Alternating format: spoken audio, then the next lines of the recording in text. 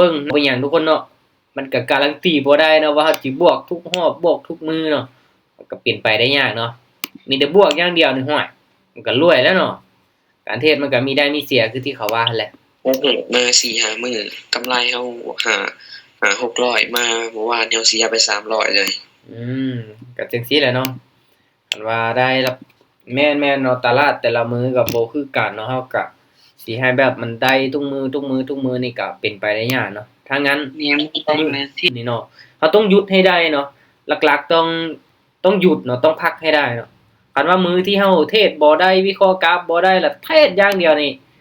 บอกเลยเนาะมื้อนั้นนี่กำไรที่ปั้นมานี่หายเบิดไปก็ติ๊กกำไรนี่บ่เอาเด้โอเคมาเบิ่งบ่เข้าฮอดกราฟเบิ่งมันแหละบ่เข้าฮอดเบิ่งกราฟโอเคแน่นอนแล้วเนาะโอเคทุกคนเนาะมาเดี๋ยวค่อยได้แดงตามเขียวเลยเดี๋ยวค่อยได้เน้นย้ำก่อนเนาะเราอาจารย์ยึดจังไดเนาะยังเนาะยังบ่ทันได้เขาจะออเดอร์ซ้ำเนาะอินเทอร์เน็ตช้าแน่ฝนตกก็เลยเปิดมีตติ้งช้าเนาะสำหรับมีตติ้งของค่อยทุกคนเนาะมาช่วงนี้ฝนตกแห้งเด้เน้นย้ำเป็นประจำเนาะสำหรับทุกคนที่เข้ามาร่วมเนาะให้เข้ามาเบิ่งค่อยเทศเป็นกรณีศึกษาเด้อคนเด้อไอ้ที่มีงบน้อยเนาะคูณเงินบ่ถึงค่อยนี่บ่แนะนำให้ออกตามเนาะค่อยนี่บางเทื่อกับพลาด 4-5 ไม้ก็ไปวินไม้ที่5ไม้ที่6ก็มีกำไรนะถ้างั้นเด้อไผที่อยากเทศตามให้วิเคราะห์ไปนำกันตามได้ส่วนได้ทุกคนเนาะค่อยเองก็มาเทศสดๆให้ทุกคนเบิ่งเนาะเบิ่งว่าเทคนิคของค่อยนี่มันจะได้ผลบ่หรือว่าจังไดเนาะงามหลายทุกคนเนาะออเดอร์ต่อไปจะเป็นออเดอร์แรกเด้อเอาตั้งเป้าหมายไว้แล้วเนาะประมาณ5ออเดอร์เนาะประมาณ5ออเดอร์ถ้าเฮาบ่พลาดมัน5ไม้ติดเนาะเฮาจะมีกำไรแน่นอนแล้วก็กำไรก็ 10% กับ50เนาะ100มาเบิ่งนำกันสำหรับวิธีการเดินเงินบาทนี้เด้อทุกคนเด้อค่อยจะปล่อยออเดอร์ละ13เหรียญเด้อมา13เนาะจะคูณขึ้นไปเป็น26เนาะจะคูณขึ้นไป32 64แล้วก็128เนาะน่าจะได้ประมาณ5ไม้เนาะสำหรับต้นทุน500เด้อทุกคนเด้อเนาะถ้าว่าพลาดทอน5ไม่ติดแล้วเฮาก็จะเป็นได้พักเลยเนาะนำกันตอนท้ายเนาะมาเบิ่งนำกันเนาะปิ่นแท่งเทียนเขียวมาหลายๆไม้ลงมาแดงโอเคทุกคนออเดอร์นี้เข้าไปที่ออเดอร์ซื้อเด้อตามซื้อเลยออเดอร์นี้ตามซื้อเลยมาเดี๋ยวลองเบิ่งนำกันเนาะออเดอร์นี้สาเหตุที่ซื้อเด้อทุกคนเด้อเนาะเดี๋ยวค่อยจะลองเบิ่งจากMACD เนาะวอลุ่มมันเป็นเขียวๆแน่เนาะแล้วก็ห่างๆกันเนาะแต่ว่าตลาดนี้ส่วนหลายจะเป็นตามสีเนาะเราเบิ่งนำกันกราฟได้จ้กราฟ BNB เด้อทุกคนเด้อ BNB เด้อเห็นบ่เหลืองๆนี่เนาะ BNB เอาปิดเขียวงามได้บ่ออเดอร์แรกเขียวลงมาพักตัว2แดงนี่มันจะเป็นเขียวแน่นอนเนาะโอเคบ่เป็นหยังเนาะเฮาก็กลับมาเดินเงินเนาะ13คือเก่าใจเย็นออเดอร์นี้ทุกคนถ้ามันเป็นแท่งแดงเนาะค่อยจะเข้าไปที่ออเดอร์ซื้ออีกเนาะตามซื้ออีกมั้ยเดี๋ยวรอเบิ่งนำกันเนาะลองตามมาลุ้นไปนำกันเด้อกราฟโซนนี้นี่มันก็เป็นช่วงกลางๆแน่เนาะบ่ค่อยเป็นเทรนชัดเจนปานใดเนาะเป็นเทรนขาลงนี่ยังเนาะยังบ่ทันลงเด้อจังได๋ออเดอร์นี้สลับขึ้นไปได้บ่มันคือมันนิ่งแท้เนาะบัดนี้ได้นะออเดอร์นี้เขียวได้นะเขียวน้อยกะเขียวลูกโอเคก็จังซั่นละบ่ทุกคนเนาะตอนนี้นี่เบิ่งจากแนวโน้มเนาะมันค่อนข้างที่จะขึ้นลงเป็นไซด์เวย์เนาะถ้างั้นก็ปรับเงิน13เหรียญคือเก่าถ้าแท่งนี้ทุกคนเนาะลงมาเป็นแดงจังซี่เด้อค่อยจะซื้ออีกบาทนึงเนาะ13เหรียญตามซื้ออีกไหมเนาะลองเบิ่งนำกันเด้อแดงมันแท่งเทียนแดงเนาะมันลงมายาวจังซี่ก็มีโอกาสสลับขึ้นไปเขียวได้ตามเน็ตวอลุ่มไปแต่ว่า MACD นี่เริ่มก้งลงมาแล้วเนาะ MACD นี่เริ่มก้งแล้วเริ่มตัดแล้วเนาะลงมาแดงเลยโถเด้อนี่คิดว่าสิสลับเป็นเขียวอีกไหมเนาะจานมันน่ะกับ BNB เด้อทุกคนเด้อเนาะ BNB เนาะBinance เนาะเหรียญของ Binance วินจักออเดอร์ละวินไป1เนาะเสมอ1เสียไป1เนาะโอ้โห3ไม้เสมอแล้วก็วินแล้วก็เสียออเดอร์นี้เนาะลงมาตาม MACD เนาะ MACD เริ่มมีวอลุ่มแดงโอเคปรับเงินทุกคนเนาะออเดอร์นี้จาก13เป็น26มาทุกคนเนาะสังเกตเบิ่งแท่งเทียนรถ5ตัวนี้เด้อถ้าบ่มีหยังเปลี่ยนแปลงทุกคนเนาะเฮาเบิ่งนำกันตอนท้ายโอเคทุกคนค่อยจะเข้าไปที่ออเดอร์ ขายเด้อเอ้ยซื้อโอ้ทุกคนเนาะออเดอร์นี้ขอโทษหลายๆเนาะเอิ้นผิด ลงไปกดขายเลยจ้ะ โอ้ อาจารย์ก็บอกผิด ออเดอร์นี้ว่ะค่อยกดผิดทุกคนเนาะ มีโอกาสลงอยู่ ค่อยกดผิดเนาะค่อยอยากกดค่อยเอิ้นเนี่ยเอิ้นขายแล้วแต่ว่าโอ้โหมือไปกดผิดเนาะลืมเบิ่งค่อยก็เลยเอ้าซื้อซะโอ้ออเดอร์นี้ทุกคนเนาะเดี๋ยวมาเบิ่งนํกันว่าสิเป็นจังไดว่าสิตามเน็ตวอลลุ่มเนาะเอ้าวิน โอ้จ้ะบ่ทันซ่า โอ้ออเดอร์นี้ขอโทษหลายๆทุกคนเนาะที่จริงค่อยอยากขายเลยทุกคนเนาะแต่มือไปกดซื้อ เรียนผมมาอย่างนี้ ฮะ เมื่อกี้ ไปจักเหรียญก่อน บอกประมาณ5วิก็ได้จ้ะ โอเค 10เรียนมาอย่างนี้ไม่เอาคูณเงินบ่เบิดเลยกำไร บริหารเงินดีๆเนาะบ่ฟ้าไปไม่ใหญ่หลายทุกคนที่จริงค่อยอยากกดขายแล้ว ที เอ นึ ง ง เนาะ ใจเด้ โอเคมาทุกคนเนาะออเดอร์นี้นะขายเด้อบัดนี้เด้อค่อยบ่กดผิดแน่นอนเนาะขายเมื่อกี้นี้กดผิดเนาะทุกคนเนาะโอ้ขอโทษหลายๆตั้งใจสิกดขายอะไรเนาะฟาดไปซื้อเนาะอ้าวเบิ่งรีโมทตัวเองกดออกเนาะโอ้ยเขียว อาจารย์ลองตามซื้ออยู่เลยอาจารย์ โอเคออเดอร์นี้นี่ขายเนาะทุกคนเนาะมา3แท่งเทียนเขียวนี่จังได๋ก็ลงมาแดงได้ตามได้ส่วนได้เด้อทุกคนเด้อตามได้ส่วนได้ เมื่อกี้อาจารย์เสียดายนะ เมื่อกี้นี่ ค่อยเอิ้นผิดเนาะแต่ว่ากดโอ้ยไปคนละท่า ได้จากคันวิ่งก่อนสิได้ยึดก่อน วินออเดอร์นี้จังไหนก็วินจังไหนก็วิน ดีแต่อันไม่ถูกอาจารย์เอาผิดไปได้1เหรียญ บริหารเงินดีๆทุกคนถ้าวินอยู่เนาะเฮาก็บ่จำเป็นต้องไปไม่ใหญ่หลายเนาะ เอาไปร้อยเรียนหน่อยกินกำไรเฮากลับมาแล้วมา โอ้ยใจเย็นๆมาไปกันต่อทุกคนเนาะ ออเดอร์นี้ทุกคนเนาะออเดอร์นี้เด้อตามขายอีกเนาะบ่กดผิดแน่นอนบัดนี้เนาะตามขายเนาะโอ้เมื่อกี้นี้นี่ 10เหรียญนี่ จะไล่เดี๋ยวเบิ่งเนาะ มาออเดอร์นี้จังใดก็ลงมาแดงงามๆเนาะ โอเค ยาวๆ งามๆเลยออเดอร์นี้เนาะกำไรมาน้อยเดียวนะมื้อนี้เนาะโอเค เดี๋ยวเบิ่งนํกันทุกคนเนาะโอ้งามๆเลยเนาะตำเน็ตวอลลุ่มไปทุกคนเนาะ รับเดือนเล็กต่อมา อย่าพาเขารับได้ ฮะ อย่าพาเขารับได้กำไรเฮาสิฮอด200เลย โอ้กำไรหลายแท้ก็กำไรยังบ่ฮอด100เลยมื้อนี้โอ้ โอ้เฮาแก้พอร์ตได้เมื่อวานเฮาลบ300 ปาดก็ขอเอาทุกคนเนาะถ้าว่าเฮาอยากได้หลายเนาะมือใดที่เฮาอยากได้หลายนะมือต่อมาเฮาก็อยากได้หลายอีกเนาะมือต่อมาเฮาก็อยากได้หลายอีกเฮาได้น้อยน่ะเฮาบวกมาน้อยเฮาสิบ่พอใจเนาะเอาไปเอามารับความเสี่ยงสูงเนาะออเดอร์นี้ขายอีกเด้อทุกคนเด้อขายเด้อ จะเก็บคอด ขายอีหลีได้ทุกคนเนาะคือมันจะมีส่วนก่อนเนาะค่อยเอากำไรหลายเนาะเอากำไรหลายแล้วมือต่อมาได้100 200บ่พอใจเนาะเพราะว่าได้กำไรหลายเด้อยากได้อีกเนาะเอาไปเอามาละพอแตกติดลบไปโอ้ก็เลยกลับมาเอาเทื่อละน้อยซะเนาะอย่างน้อยเฮาก็บวกมื้อละน้อยเนาะมันจะติดแบบ หลายแท้ มันจะยามหั่นนะทุกคนเนาะมันจะยามเนาะถ้าว่าเฮาได้หลายแล้วมันจะยามเฮาอยากได้หลายอีกเด้อถ้างั้นให้ระมัดระวังเนาะมื้อใดที่เฮาได้น้อยก็ให้คิดจะว่ายังดีกว่าเฮาบ่ลบนะเนาะให้คิดแบบนั้นเนาะได้น้อยก็ค่อยเก็บเอาเนาะ กำไรมา61แล้วเนาะโอเคเวลายังอยู่ทุกคนเนาะไปต่ออีกเด้อ ไล่มา190ละ อ๋อ ที่ไม่ติดเดี๋ยวน้อยจานที่ไม่ติดละ สิไหมแล้วเนาะโอเคออเดอร์นี้ทุกคนตามขายอีกเด้อตามเน็ตวอลลุ่มอีกเนาะเป็นเด็ดๆสลับลงมาเนาะตามขายเด้อตามขายมาออเดอร์นี้โอ้เบิ่งก่อนดูปึ๊บ4ไม้ติดเนาะออเดอร์นี้จะลงมาแดงให้เฮาได้บ่ว่าสลับลงมาอีกไหมที่ลูกเอาเบิ่งนำกันทุกคนถ้าแท่งนี้ลงมาแดงอีกนี่ก็จะได้เปิดกล้องของขวัญบ่มื้อนี้กันว่าได้5ไม่ติดเนาะเบิ่งส่งนี่จังได๋ลงมาได้บ่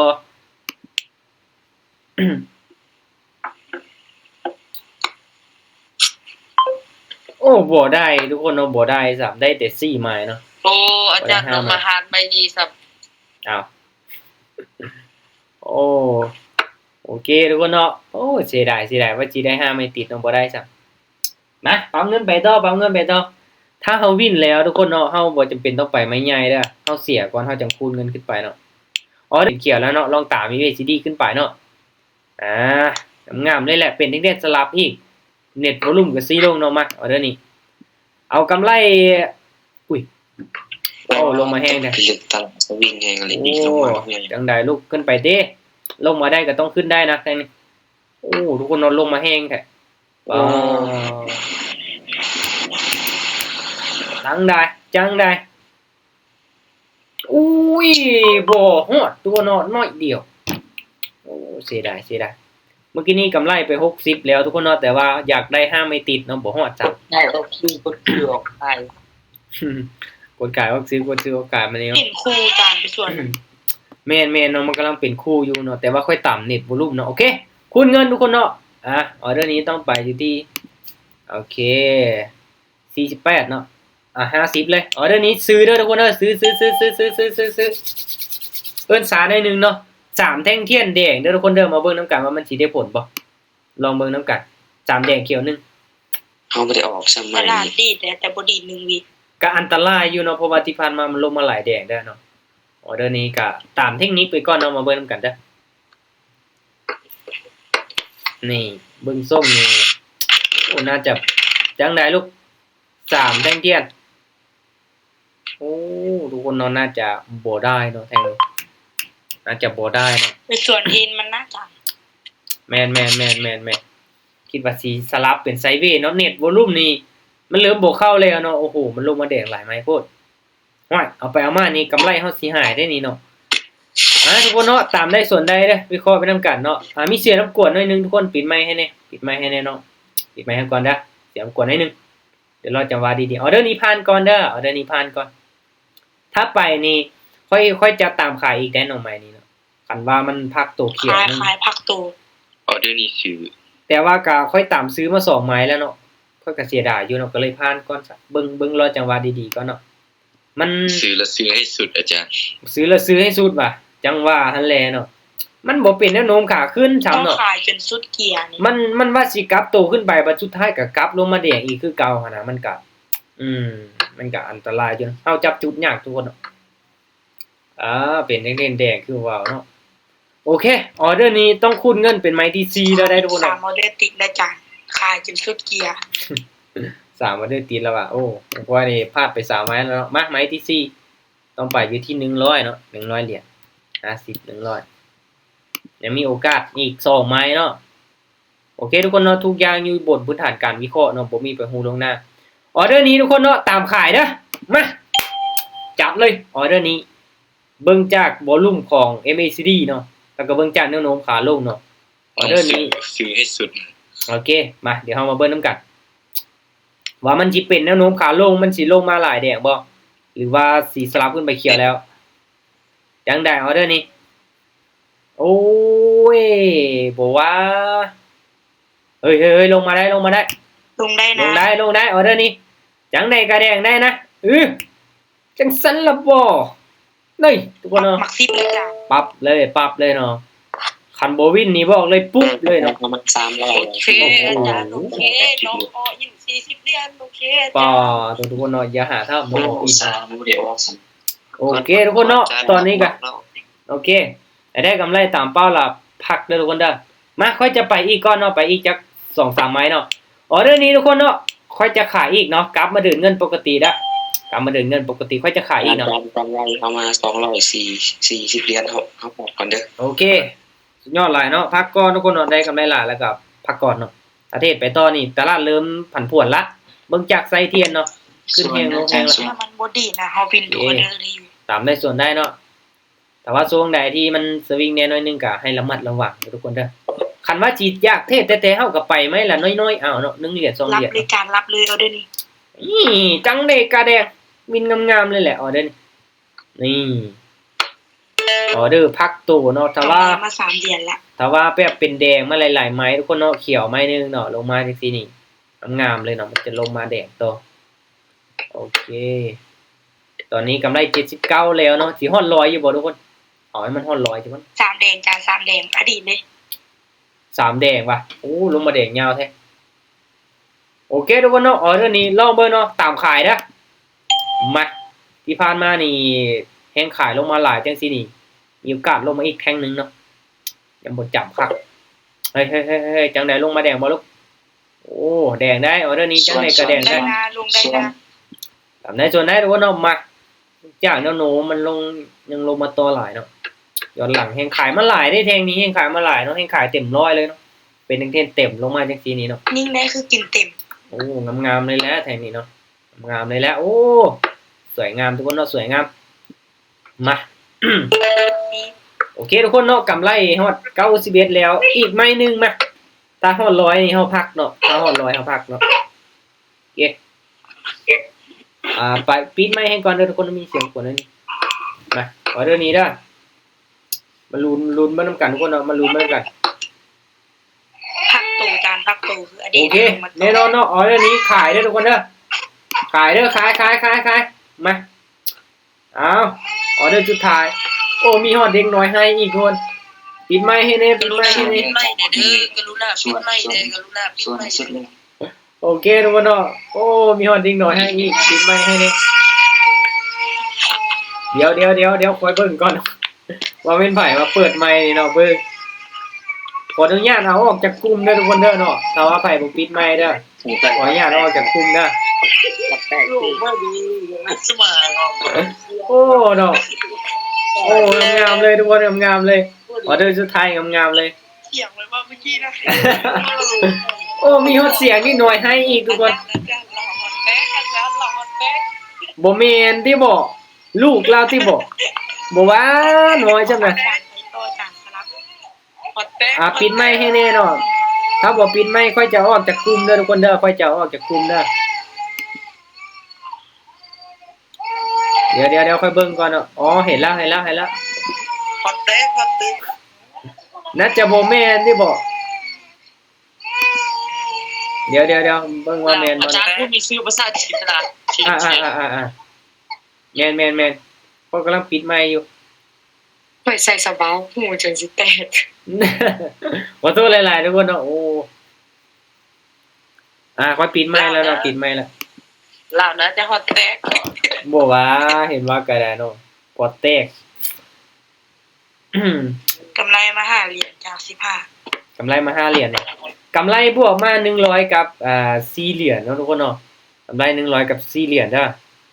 โอ้ออเดอร์นี้เนาะสิได้บ่ได้ไปอีกได้4ไม่ติดแล้วเนาะ สามเขียวแดง1จานไปต่อซะ โอ้พักละกำไรตามเป้าแล้วทุกคนเนาะก็ถือว่าก็โอเคเนาะเจ็บหูเลยเมื่อกี้นี้เนาะ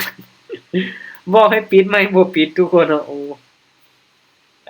ก็ปิดเองก็ได้เนาะ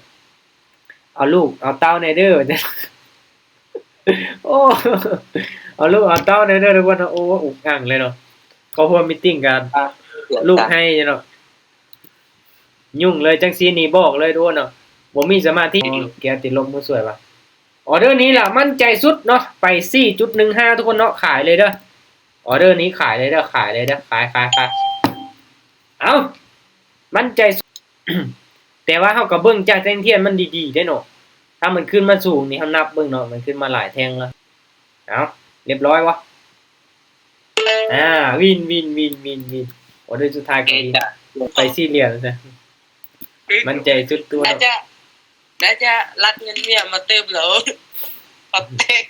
นั่นจะบ่แม่นที่บ่เนาะน่าจะเป็นลูกของเราทุกคนเนาะ เฮ้ย โอเค หัวยกลงหัวยก ไปเป็นมื้ออื่นเนาะมื้ออื่นเจอกันใหม่กำไรแล้วก็ถอนนะทุกคนเด้อครับบ๊ายบายมื้อนี้เนาะมันหมานทุกคนเด้อได้กำไรได้ถอนมาทุกคนเนาะทุกคนเนาะครับมื้ออื่นเจอกันใหม่โมงเก่าโมงเดิมเนาะใจทุกคนที่เขาว่าตั้งใจศึกษาทุกคนเนาะทุกๆการลงทุนมีความเสี่ยงให้ศึกษาให้ดีนะโอเคบ๊ายบายทุกคนบ๊ายบาย